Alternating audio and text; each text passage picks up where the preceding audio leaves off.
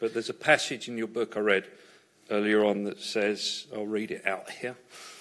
It says, the transition from the belief that we are a person with the faculty of awareness to the understanding that we are awareness itself has enormous implications for any individual and for the evolution of humanity as a whole. Indeed, I would suggest that this is the next evolutionary step, and that upon which the survival of humanity as we know it depends. I think where the planet is at the moment is a logical consequence of the misunderstanding that it's a matter-based reality. And I've long held the belief that there is no solution within that paradigm for the problems we face. And the only answer is a shift in consciousness. I'm not sure what that looks like. I just kind of wanted to ask you, what next with this understanding? Well, Bill, if you want to know what it looks like, just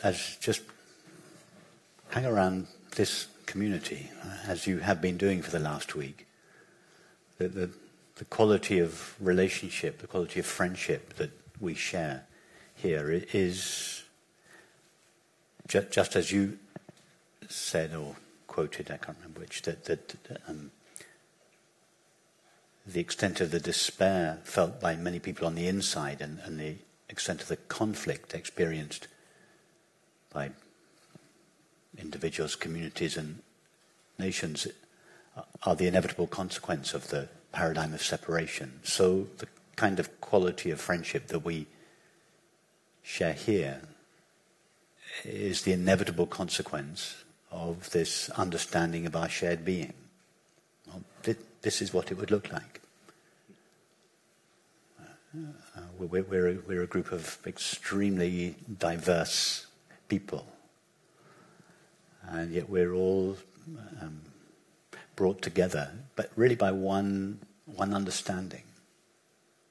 That single understanding unifies us and expresses itself in this beautiful quality of friendship and creativity. That just imagine if the majority of people in the world shared this understanding. Well, the world would kind of be a larger version of what we experience here, because we're not doing anything exotic here. We're not subscribing. No one's being asked to subscribe to a belief, or no one's been asked to stop doing anything that they were previously doing in their lives. Nobody's being forced into a particular way of thinking or behaving. There are no restrictions, or very few. There are a few guidelines, but there are no restrictions. So there's a great deal of freedom and respect here for individuality, not for the separate self. Individuality is something else. It's a unique expression of each body-mind. Each body-mind's unique expression of this shared love and understanding. So that's why we have so much respect here for individuality. It's why we encourage creativity, poetry, music. There's no conformity to a certain way of dressing or speaking or behaving or relating. We love freedom, creativity. But there's also this beautiful quality of friendship that brings together such diverse people. I was telling some friends this afternoon that I think it was at the Froyle Park retreat, which was the retreat we did at the beginning of last year before we came here for the first time. A few of you were there. I remember sitting down at lunch one day, and the two people opposite me on the table, one of them was an extremely successful businessman. The person next to him had just come out of prison. They were just talking away 19 to the dozen, to loving each other's company, sharing their experiences, and everyone else was. You could hardly have two further extremes in terms of society, but there was such a feeling of warmth and love, so much for them both to offer each other. It was beautiful, and we've all experienced this numerous times over our meals and walks and everything this week. So That's the kind of society that will grow up around this understanding. I've held the view personally that the structures that are in opposition to that will only crumble, if you like, when the consciousness is in place to catch it.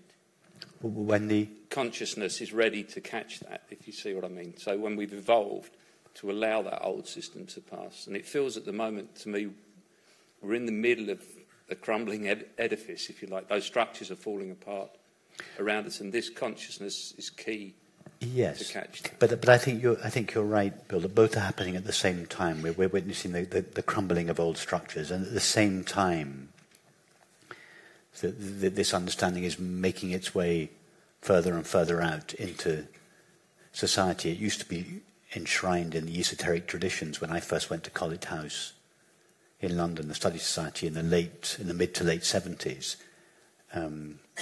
there were many of the people there, many of the older people there had known Ouspensky personally before the Shankaracharya's teaching had begun to be shared there. And there, members of the Study Society were only allowed to discuss the work inside the house. They weren't allowed to discuss it with each other, let alone discuss it with anyone who was not part of the society. That was forbidden. You never mentioned it to anyone.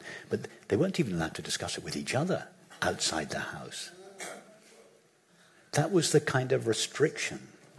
I don't know if any of you saw the film that was made of one of Ouspensky's books, Meetings with Remarkable Men. There was a film made of it, and I think it's in that film there's a scene where somebody is being led blindfold on a donkey to an ashram somewhere in the Middle East, because the location of this ashram was so secret. The student who was going to the ashram for a week's retreat was not allowed to know where he was going, lest he should tell anybody else about it. It was so secret. It was so esoteric. But now things have completely changed.